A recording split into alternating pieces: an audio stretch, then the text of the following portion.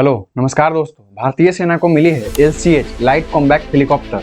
इसे 3 अक्टूबर को माननीय रक्षा मंत्री के द्वारा इसे भारतीय सेना के हवाले कर दिया गया है। भारतीय सेना को इस हेलीकॉप्टर का बहुत लंबे समय से इंतजार था। यह पूरी तरह से स्वदेशी बनाया गया है और अब इसे फाइनली भारतीय सेना में शामिल कर दिया गया है। अब भारतीय सेना इसे इस्तेमाल कर सकेगी।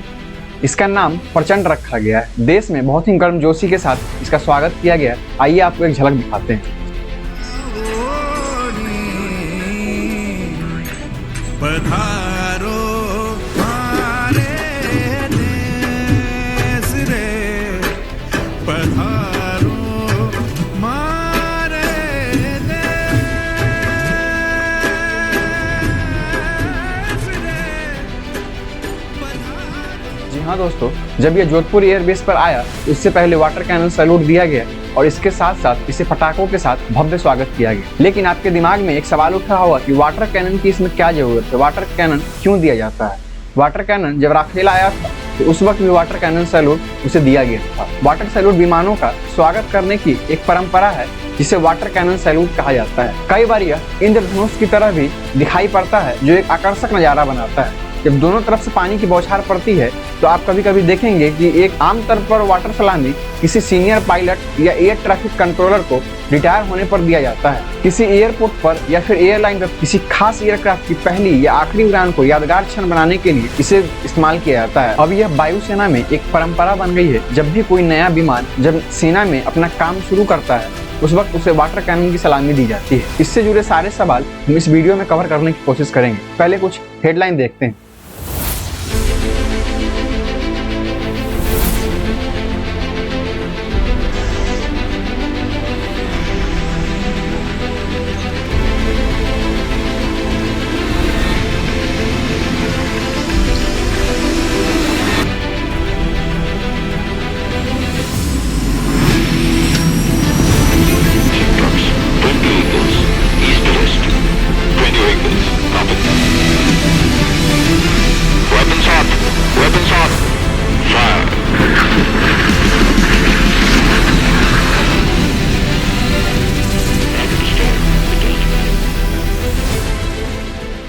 LCH इंडक्शन सेरेमनी आयोजन में देश के रक्षा मंत्री के द्वारा इसे जोधपुर एयरबेस पर इंडियन एयरफोर्स को हवाले कर दिया गया है। सेना को हवाले करने के बाद राजनाथ सिंह ने खुद इसकी छोटी सी फ्लाइट ली, खुद इसमें बैठकर और कुछ दूर की फ्लाइट ली।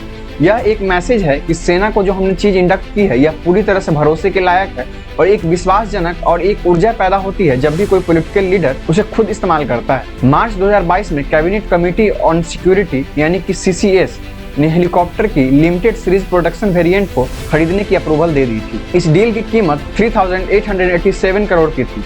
इस हेलीकॉप्टर को अभी लद्दाख में डिप्लॉय किया जा चुका है। LCH बनने का पूरा क्रेडिट कारगिल कॉन्फ्लिक्ट 1999 को जाता है। जैसा कि हमने आपको पिछली वीडियो में बताया है कि हमने अपने गलतियों से बहुत कुछ सीखा है। पिछली वाली वीडियो में हमने बात की थी जब कारगिल युद्ध के समय अमेरिका से हमने GPS द्वारा ली गई इमेज की डिमांड की थी तो अमेरिका ने हमें देने से मना कर दिया। इस इमेज की जरूरत हमें इसलिए पड़ी थी, कारगिल युद्ध के समय पहाड़ों के पीछे दुश्मन की पोजीशन क्या है जिससे हमें आगे बढ़ने में मदद मिल सकती थी। लेकिन उसने पाकिस्तान प्रेम में इसे हमें देने से मना कर दिया।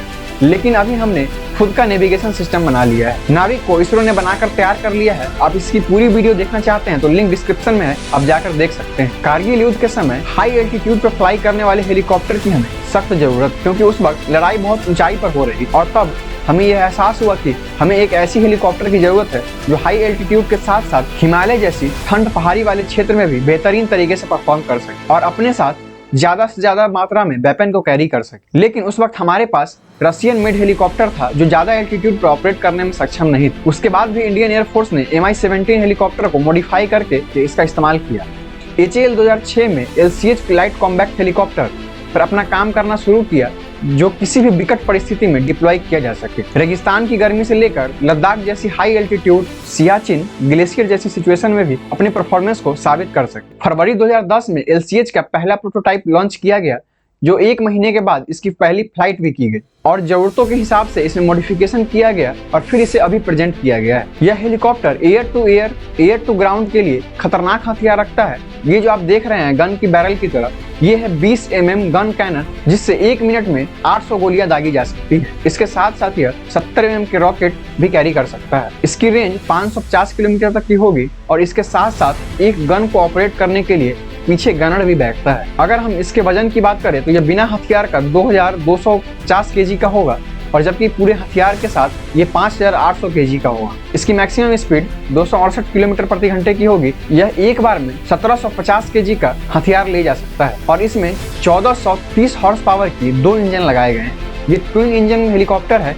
यह एक स्वदेशी डिजाइन और एडवांस तकनीक से लैस है और यह किसी भी मौसम में उड़ान भरने के लिए सक्षम है। इसकी मदद से हम आसमान में नजर रखने के साथ साथ हम इसे घुसपैठियों पर भी नजर रख सकते हैं। इसका नाम है फॉरवर्ड इंफ्रारेड, जो इसे हवा में उड़ते उड़ते इंफ्रारेड के माध्यम से नीचे छुपे गए किसी भी प्रकार के दुश्मन को आसानी से ट्रैक किया जा सकता है, चाहे वह कितनों भी कैमोफ्लाइज में बैठा हो। LCH एक अटैक हेलीकॉप्टर होगा जो टैंक को ध्वस्त करने में पूरी तरह सक्षम होगा।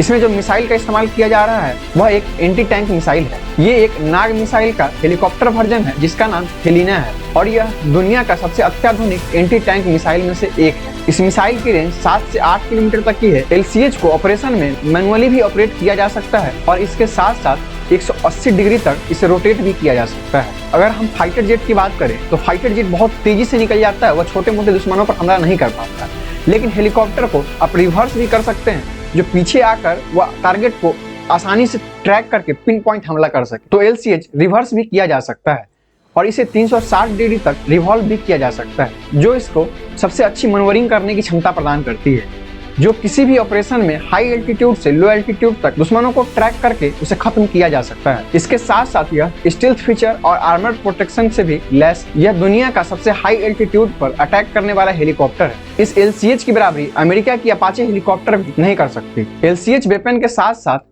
5000 मीटर की एल्टीट्यूड पर फ्लाई कर सकता है। इसकी मदद से हमें घुसपैठ जैसी चीजों पर भी आराम से रोक लगाई जा सकती है, क्योंकि यह लो एल्टीट्यूड पर फ्लाई करता है और हाई एल्टीट्यूड पर भी फ्लाई करता है। और जब यह लो एल्टीट्यूड पर फ्लाई करेगा तो दुश्मनों पर आसानी से नजर रखा जा सकता है। और रात के समय में यह जो लाइट दी गई है इसकी मदद से नक्सलियों को भी आसानी से ट्रैक किया जा सकता है और छोटी छोटी टारगेट को डिस्ट्रॉय करने के लिए, जिसमें इसकी मदद 20 mm कैनन गन से आराम से नक्सलियों और या फिर छोटे मोटे टारगेट को शूट किया जा सकता है। इसे बनाया ही इस प्रकार गया है कि हमारी जितनी भी जरूरतें हैं उसे यह पूरा कर सके। हमारे इंडियन आर्मी में इसे शामिल कर लिया गया है। इसमें आप क्लियरली देख सकते हैं कि इसमें हार्ड पॉइंट लगाए गए हैं, वह किस किस प्रकार के वेपन कैरी कर सकते हैं। और इसमें हेलमेट माउंटेड डिस्प्ले सिस्टम भी दिया गया है, जिसमें कई तरह के सेंसर लगाए गए हैं जो पायलट को इलेक्ट्रोमैग्नेटिक ट्रैकिंग करने में मदद करते हैं। इसके साथ साथ इसमें इंफ्रारेड जो नाइट विजन गॉगल्स और ऑक्सीजन मास्क के साथ साथ डिस्प्ले को भी माउंट किया गया है और साथ ही मिसाइल अप्रोच वार्निंग सिस्टम भी लगाया गया है। इसमें 2 क्रू बैठने की जगह है, एक आगे और एक पीछे। इसकी लेंथ 15.8 मीटर की है और इसकी विंग स्पैन 4.60 मीटर की है। इसकी ओवरऑल हाइट 4.70 मीटर की है। यह मैक्सिमम 21,300 फीट की एल्टीट्यूड पर फ्लाई कर सकता है और इसकी रेट ऑफ क्लाइंबिंग, यह कितना जल्दी ऊपर जा सकता है, तो ये 24,000 फीट पर मिनट ये ऊपर की तरफ जा सकता है। अगर हम बात करें कितने ऐसे हेलीकॉप्टर की हमें और ज़रूरत है, तो टोटल हमें 160 हेलीकॉप्टर की ज़रूरत है। इसमें से इंडियन एयरफोर्स के लिए 65 और इंडियन आर्मी के लिए 95, 150 टोटल हेलीकॉप्टर की ज़रूरत है हमें। 15 हेलीकॉप्टर डिलीवर कर दिए गए हैं और बाकी के 145 8 वर्षों में HAL के द्वारा प्रत्येक साल 30 हेलीकॉप्टर करके दे दिए जाएंगे। इनके कोटे को पूरा करने में 8 साल का समय लगेगा। अभी फिलहाल हमारे पास में जो हेलीकॉप्टर है उस पर हम एक नज़र देख लेते हैं। जिसमें से हमारे पास अपाची जो 22 की संख्या में मौजूद है, Mi-24 जो 49 की संख्या में मौजूद है, इसके अलावा चिनूक, Mi-17, Mi-26, चेतक, चीता, ध्रुवा जैसे हेलीकॉप्टर अभी हमारे एयरफोर्स की ताकत बढ़ा रही है। इस वीडियो के लिए इतना ही। उम्मीद है दोस्तों ये वीडियो आपको इन्फॉर्मेटिव लगी होगी।